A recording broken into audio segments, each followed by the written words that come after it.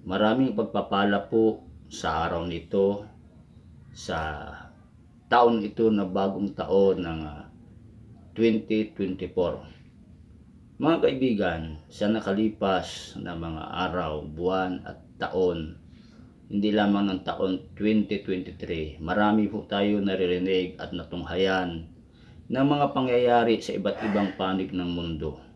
Sakuna, bagyo, sakit, digmaan at kaguluhan. Kamakailan lamang po sa Japan po.